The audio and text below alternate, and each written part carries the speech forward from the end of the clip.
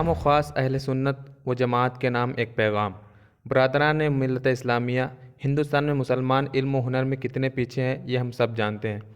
آپ اس سے بھی اتفاق کریں گے کہ ہمارے تمام مسائل کا حل تعلیم ہی ہے۔ تعلیم کے اسی مشن کو آگے بڑھانے کے لیے 1986 میں جامعہ دارالہدیٰ اسلامیہ کا قیام عمل میں آیا۔ جامعہ دارالہدیٰ اسلامیہ سمستہ کیرلا جمعیت العلماء کے تحت کام کرتا ہے۔ سمستہ کیرلا جمعیت العلماء اہل سنت و جماعت کے اکابر علماء کی تنظیم ہے، جس کے تحت ہزاروں مدارس اور سینکڑوں شعبہ جات مسلمانوں کی ہمہ جہت ترقی کے لیے دن رات سرگرم عمل رہتے ہیں۔ سمستہ کیرلا کے علماء سنی شافعی ہیں اور علم عقائد میں امام اشعری رحمۃ اللہ علیہ کے پیروکار ہیں۔ جامعہ دارالہدیٰ نے اپنے مشن کو آگے بڑھاتے ہوئے کرناٹک میں ہانگل شریف کے قریب 2016 میں اپنے آف کیمپس کی بنیاد رکھی۔ سنگ بنیاد کے بعد باضابطہ تعلیم کا بھی آغاز ہوا۔ کچھ مہینوں کے بعد ہانگل کے بعض علماء نے دارالہدیٰ پر اعتراض کیا اور کہا کہ یہ ادارہ اہل سنت و جماعت کا نہیں ہے۔ یہ بات اراکین دارالہدیٰ کے لیے حیران کن اور تشویشناک تھی۔ بہرحال علماء کو اطمینان دلانے کے لیے بات چیت کا سلسلہ آگے بڑھایا گیا اور جناب نذیر سوانور اور جناب منیر پاڑا کو ثالث مقرر کیا گیا۔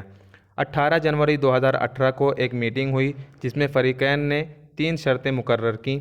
پہلی شرط یہ تھی کہ 30 جنوری سے پہلے جامعہ دارالہدیٰ کے وائس چانسلر عالی جناب ڈاکٹر بہاؤالدین محمد الندوی حسام الحرمین کی تصدیق کریں گے۔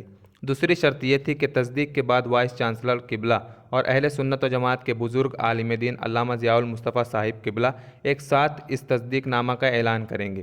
تیسری شرط یہ تھی کہ پہلی 2 شرطوں کے پورا ہونے تک کوئی بھی فریق دوسرے کے خلاف کوئی قدم نہیں اٹھائے گا۔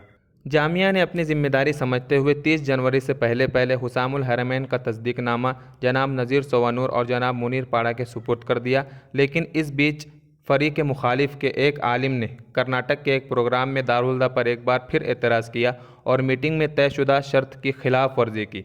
جامعہ کے اراکین نے ثالثوں کی توجہ اس طرف دلائی، جس کے بعد انہوں نے اس معاملے سے الگ ہونے کا فیصلہ کیا۔ ثالثوں کے الگ ہونے کے بعد علماء ہانگل نے میدان خالی پایا اور دارالہدیٰ کو نشانے پر رکھ لیا۔ انہوں نے جامعہ کے مشن کو ناکام بنانے اور اسے بدنام کرنے کی ہر ممکن کوشش کی۔ وہ سرپرست اور والدین جنہوں نے اپنے بچوں کا داخلہ کروایا تھا، انہیں ڈرانا اور دھمکانا ان کا معمول ہو گیا، جس کی وجہ سے جامعہ کو بہت نقصان ہوا۔ اراکین دارالہدیٰ چونکہ اپنے مشن میں سنجیدہ ہیں، اس لیے انہوں نے کئی بار ہانگل کے علماء کو ادارے میں آنے اور ہر طرح کی جانچ پڑتال کرنے کی دعوت دی، مگر انہوں نے یہ دعوت قبول نہ کی۔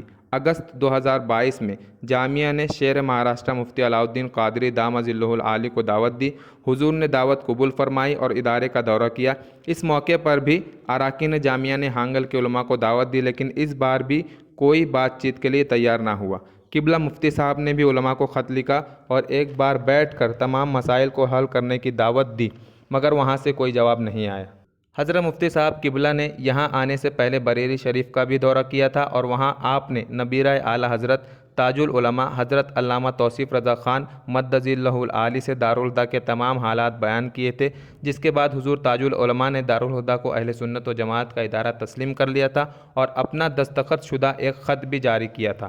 شیر مہاراشٹر حضرت مفتی علاؤالدین صاحب قبلہ ایک سنجیدہ عالم دین ہیں، کھرے کھوٹے کی پرکھ رکھتے ہیں اور اہل سنت و جماعت میں اتحاد کے لیے ہمیشہ کوشاں رہتے ہیں۔ ہم مفتی صاحب قبلہ اور حضور تاج العلماء کے شکر گزار ہیں کہ وہ اس مشن میں ہمارے ساتھ ہیں۔ حضرت مفتی صاحب قبلہ کی موجودگی میں ہانگل کے علماء میں سے کسی نے بھی یہاں آنے کی زحمت نہیں کی، اور اب جبکہ مفتی صاحب موجود نہیں ہیں تو اراکین دارالہدیٰ کو خبر کیے بغیر ایک پوسٹر جس میں اراکین دارالہدیٰ کو مناظرے کی دعوت دی گئی ہے چھاپا گیا ہے اور ہر جگہ پھیلایا جا رہا ہے۔ یہ پوسٹر جامعہ کے رکن حاجی عبدالکریم صاحب کی مسجد میں بھی لگایا گیا ہے۔ دھیان رہے، مسجد کے امام حافظ قرآن کو اردو لکھنا پڑھنا نہیں آتا کیونکہ وہ شافعی المسلک ہیں اور ملیالم والے ہیں۔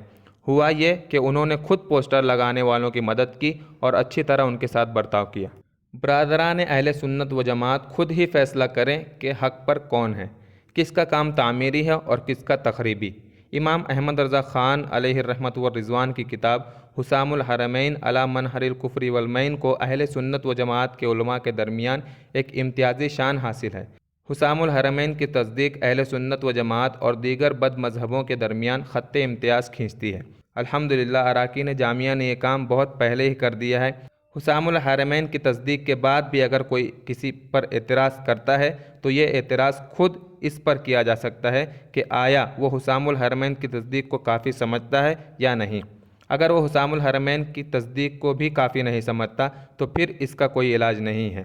جامعہ دارالہدہ کے اراکین یہ نتیجہ اخذ کرنے میں بالکل صحیح ہیں کہ اعتراض کرنے والوں کا اعتراض اصلاح کے لیے نہیں ہے بلکہ ان کا مشغلہ ہی انتشار و افتراق ہے۔ اتحاد و اتفاق کے بجائے افتراق و انتشار کی پالیسی پوری امت مسلمہ کے لیے زہر کا کام کر رہی ہے۔ ہم تمام برادران اہل سنت و جماعت سے اپیل کرتے ہیں کہ وہ جامعہ کے خلاف کیے جانے والے اعتراض پر کان نہ دھریں، اور اگر آپ خود اطمینان کرنا چاہتے ہیں تو جامعہ کا دروازہ ہر خاص و عام کے لیے شب و روز کھلا ہوا ہے۔ جامعہ دارالہدہ اہل سنت و جماعت کا عظیم الشان علمی مرکز ہے اور تمام معمولات اہل سنت و جماعت کا پابند ہے۔ اللہ تعالی ہم سب کو اہل سنت و جماعت کی خدمت کرنے اور ہر باطل کا ڈٹ کر مقابلہ کرنے کی توفیق عطا فرمائے، آمین۔